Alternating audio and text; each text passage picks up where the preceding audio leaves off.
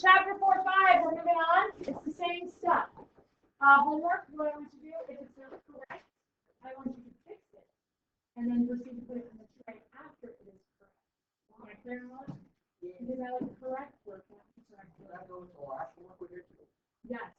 Anything we're doing is we're doing correctly. Okay, here we go, chapter 4-5. We're doing the same stuff, except we're actually going to take it a step further and we're going to solve quadratic equations.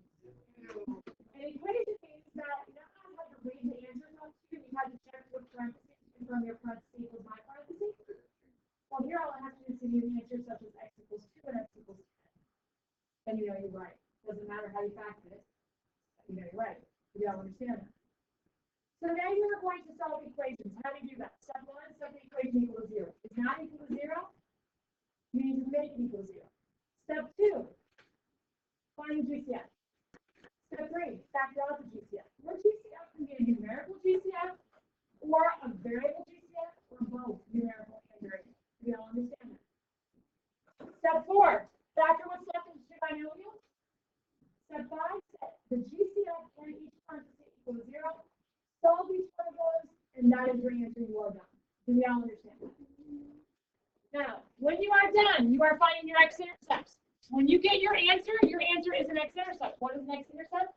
The point on the graph where it crosses the x-axis, right? A synonym for an x-intercept is a factor, an answer, a solution, a root, a zero. So if I say any of those 5 words, they're all synonyms for each other. Do we all understand what I just said?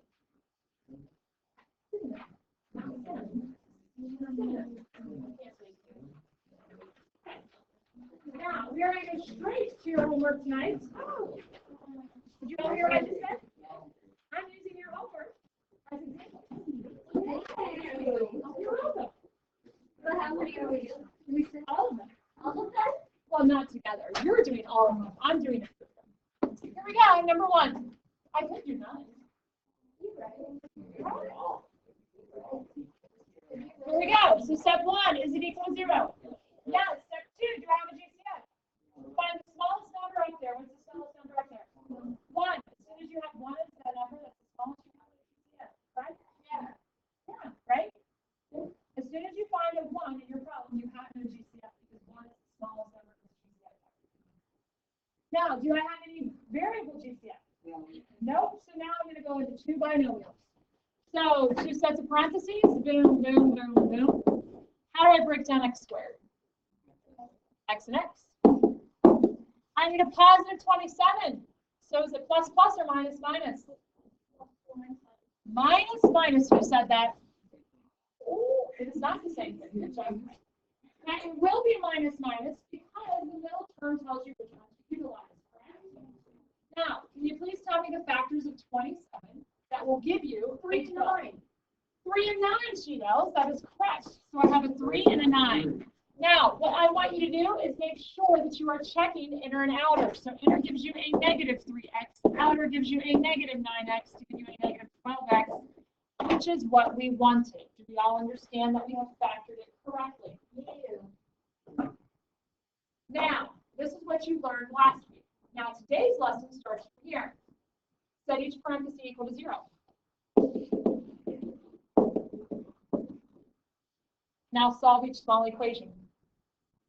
How do I solve x minus 3? Add 3 to both sides. X is equal to 3. How do I solve x minus 9? Add 9 to both sides.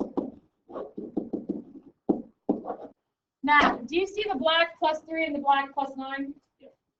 In Algebra 1, your Algebra 1 teacher required you to show your work to do that. Would you agree? At the beginning of the year, I required you to show me your work to do that, yes? Do I know that you know how to solve 2-step equations? I would think by now I know you know how to solve 2-step equations. So if you do not have to show me that, because you are able to do that in your head, then you may not show me that work. If you are still trained and have to say plus 3 to both sides and show it, by all means, do whatever your friend needs to do. Here we go. Going on, number 6. That's all you got to do. Stay with me. Do not work out of order. Stay with me on number 6. I'm going to choose the problems that will progressively get more difficult to prepare you for what you're going to run into. Yes? Number 6. Why am I subtracting 10? It has to equal 0, so I have to bring that 10 over to the other side by subtracting it. Does everybody understand what just happened there? Okay, now, what do I need? Do I have a GCF? My lowest number up there is a 3, and 3 does not go into 13 or 10, so therefore I do not have a GCF that's numerical. There is not an x in all 3 terms, so therefore I don't have a variable GCF. So now I'm going to go straight into 2 binomials. So how do I break down 3x squared? 3x and x, those are my only 2 options. Factors of 10, I need to have a negative 10, which means my signs have to be opposite, so I'm going to put that opposite in afterwards. And this is generally where students make a mistake because they screw up their signs. I need to get factors of 10 that are going to get me over the number 13 because I'm going to subtract down to obtain the 13. One more time is what I just said.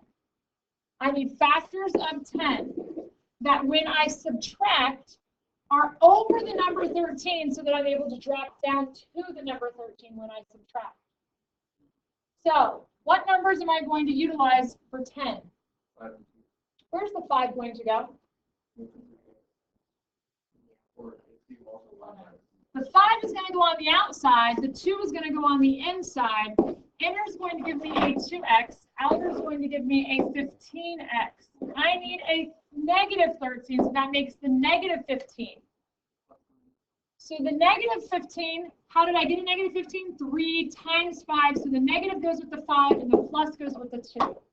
Do we all see that, yes or no? So this is the negative 13x that I need. Okay? So now that I've factored it completely, what I'm going to do is each parenthesis.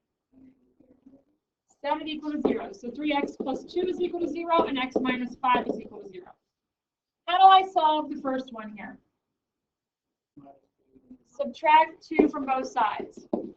Then what? Divide both sides by 3. Box it in. How do I solve x minus 5? Add 5. So x is equal to 5. I am done. Do we understand that? Yes or no? We good? Okay. Next, number 7.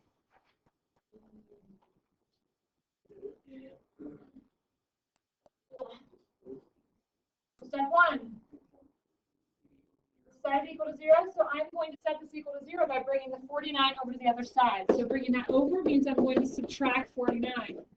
What is my middle term? 0. If your brain needs to see that it's a 0, then make it a 0. If you need to see that, then make that 16x squared plus 0x minus 49. Now, here's what I need you to get. The 16 and the 49 are perfect squares, meaning what's the square root of 16? What's the square root of 49? You are going to utilize those 2 numbers, and those are what is going to go into your parentheses, a 4x and a 4x. I'm going to use a 7 and a 7. And I have to have a negative 49. So what does it say about my signs?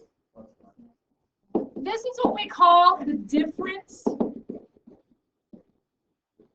of squares. Difference of squares is whenever, actually I'm going to put that up there. Whenever the first term, there's only 2 terms, x squared and another number, and they're both perfect squares. 16x squared minus 49, both numbers are perfect squares, so that's why we have the difference of squares. And it gives me 4x plus 7 and 4x minus 7. Set each one equal to 0.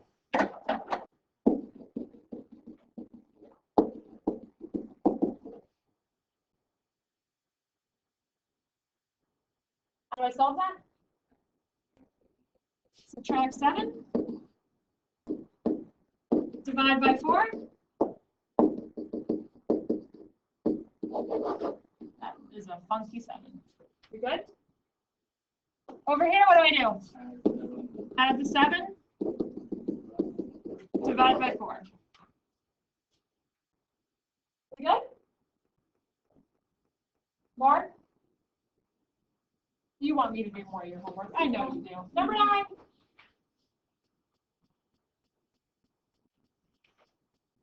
Is this the difference of squares? How do you know it's not the difference of squares? because there are not just two terms, there's three terms. However, sometimes it'll screw with your head because both of those are perfect squares, right? But that doesn't make it a perfect square concept, okay? Now, with that being said, you're going to have to ask yourself, is it set equal to 0? Yes, it is set equal to 0. And do I have a GCF? No, I do not have a GCF. So that means I'll have to factor this into two binomials. Kevin, what do you got for me? If that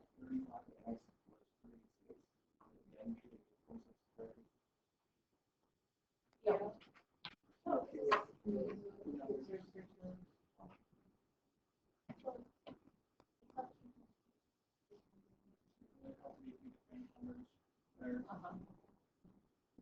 I'm going to cover the other one here a little bit. Okay, so I need factors of 4. What am I going to utilize? 1 and 4 or 2 and 2? Generally, you guys are going to say 2 and 2. But logic tells me that I have to get as close to 35 as I can. Am I going to be adding or subtracting to get to 35?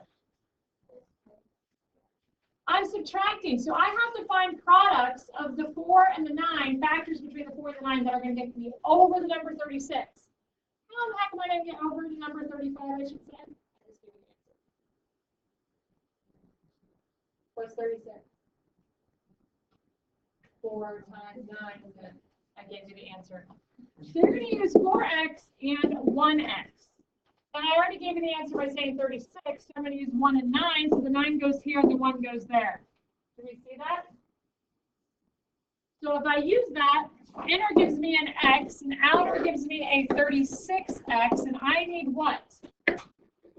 I need a negative 35. So how do I get that? A minus there, so that's a negative 35x. How did I get a negative 36? The minus 9, the plus 1. Do we all see that? Now what? That is so wrong. 4x plus 1 is equal to 0, and x minus 9 is equal to 0. Now what? Subtract 1. But I got to finish this one. Divide by 4. How do I do this? We good?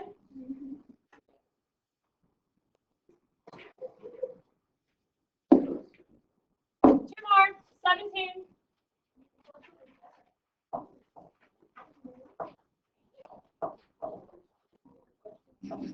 Okay, 5x squared minus 35x plus 60. Talk to me.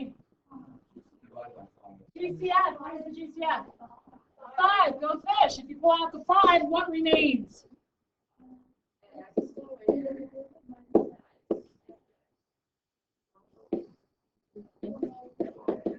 Yep, you guys were all so certain. Positive there, yeah. Okay, do we all understand that? Yes or no? Okay, what do I do next? Yep. How do I break down x squared? X and x. I need a positive 12. What does that mean about my signs? They're going to be the same, and in this case, they're going to be what?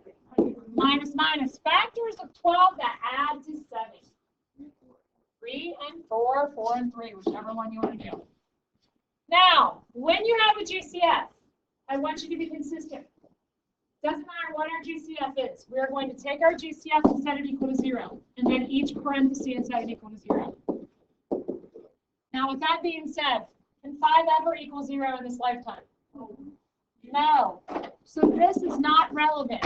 However, what if it was a variable? Would it be relevant then? Yes, which is why I want you to be consistent every time. Set the GCF equal to 0 and then go back and see what's possible. You all understand? How do I solve the x minus 3? How do I solve the x minus 4? Any questions over that one? Excellent. 23. 23. Talk to me. What should we do? You have to set it equal to 0. So there are two options here. The option 1 is to take all of your terms to the right-hand side, or option 2, take everything over to the left-hand side. If you take the 6x cubed over to the right-hand side, it's less work, but you have to factor out a negative then, don't you? If you bring all the right-hand terms over to the left-hand side, then I don't have to factor out a negative then. So, yes, but remember whenever we had a GCF of 1 or negative 1, why did we factor out a GCF of negative 1? Why did I make you pull out a negative 1 at the very first negative factor? Because your x squared was negative. We didn't want our x squared to be negative. That was our whole procedure, didn't it? Yes? So what we're going to do is I'm going to bring everything over to this side. So the way I'm going to do that is by subtracting 5x squared and subtracting 6x. Do we all see that? Yes or no? Yes? Yeah. Now, do I have a GCF? What is it? There is an x in every single term. Is there a numerical GCF? My numerical lowest number up there is a 5. 5 does not go into 6 ever. So therefore, I'm simply going to pull out an x. So that remains to be is a 6x squared minus a 5x minus a 6 is equal to 0. Do we all understand that? Yes or no? Yes? Remain with that x, drop it down, and then factor this into two binomials. Factors of 6x squared, what do you think you're going to use?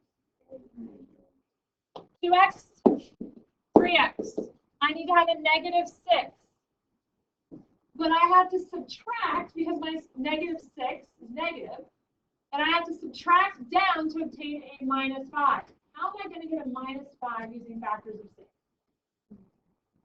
2 and 3. Where do I put the 3?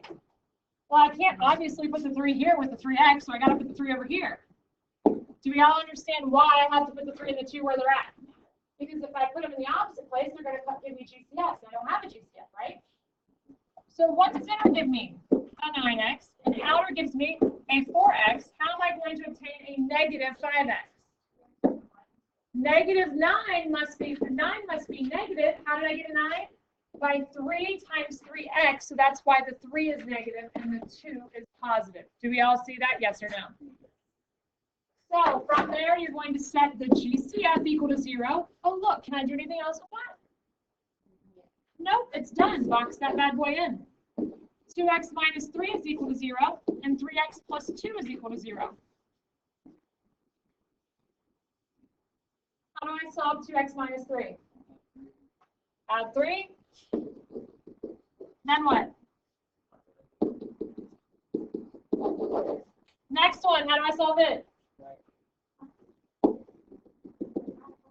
Divide by 3. Done. I am done for the rest of the period.